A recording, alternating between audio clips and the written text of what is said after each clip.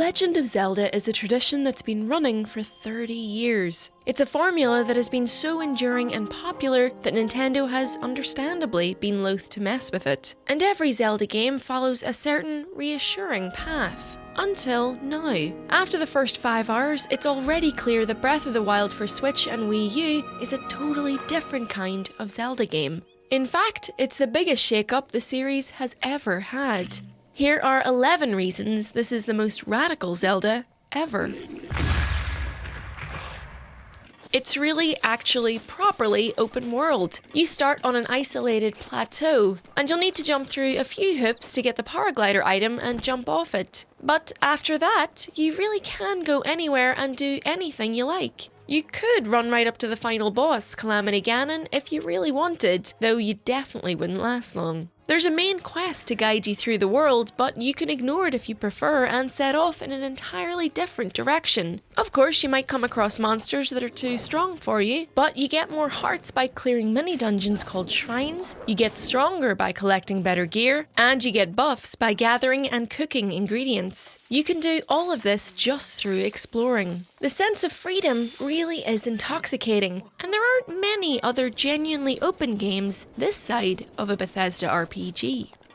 Because you'll hear characters calling Link by name in the voiced sections, you can't rename the character for the first time in the series. But that's okay, because what kind of monster renames Link, right? In this game, you equip the gear you find out in the world rather than collecting and upgrading a set of items, as you do in other Zeldas. This includes clothes. It seems that hunting for the best threads in the game will be quite a draw, and that means Link's iconic green outfit is a thing of the past. Or is it? It's a good bet it's still in there. Somewhere. Weapons and shields have limited durability and can break, so you'll want to always have a few options on hand. This makes the flow of the game very different, as you switch between different weapons according to the strength and style of your enemies, and chuck them away often too in favour of new pickups. Inventory space for weapons is limited, so you're going to spend quite a lot of time managing this, but the sense of getting by with whatever you can lay your hands on is really fun. There's no more gear gating. The completely open design combined with the new approach to equipment means the traditional structure for a Zelda game has been binned. Finding bombs, hookshots and boomerangs in dungeons to unlock new secrets and areas seems to be a thing of the past. So far. Link's Sheikah Slate, has quite a few tricks. It can create pillars of ice and bombs, move metal, and stop time, and you unlock all this in the starter area. Not long after getting the paraglider to leave the plateau, you'll be able to find and tame your first horse. You can keep up to 5 in the stables. There will probably be more, but that's a lot of tools for early in the game. This is a brave change for Zelda, and it seems to work well so far. Based on hints we've picked up in the early hours of the game, we would guess that there are 4 major dungeons. This is just a guess though. This backs up comments from Nintendo that there will be fewer big dungeons in the game. Again, a massive change for Zelda that some fans may find worrying, as intricate dungeon design is a hallmark for the series. The emphasis in this Zelda is on being out in the world, but it's a far richer world than any game in the series to date, stuffed with diversions everywhere you look.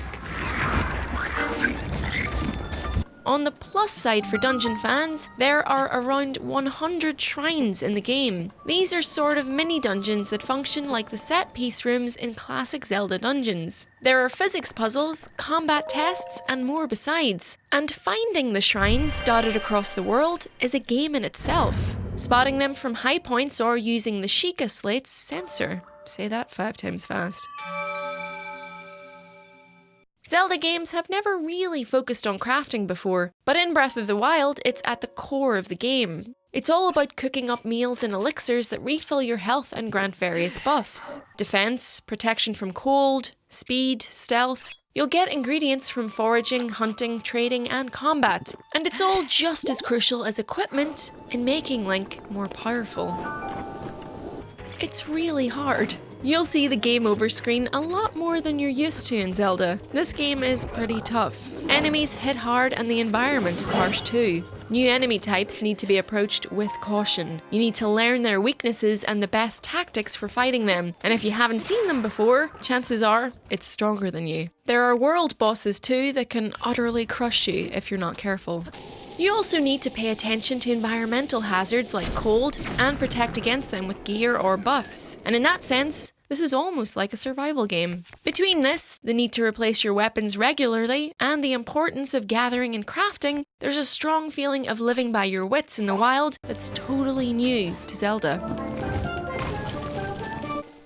All this adds up to a radically different design for a Zelda game. It's systems heavy and very sandboxy, with physics you can play with and a huge variety of items and effects to combine. All Zelda games are filled with secrets, but Breath of the Wild is the first to be filled with dozens, maybe hundreds, of secret techniques. It's amazing to see this level of freedom combined with the solid quality you'd expect of a Nintendo game. The limit is the player's imaginations, and it's going to be fascinating to see what happens when it's out in the wild. Right now, anything seems possible.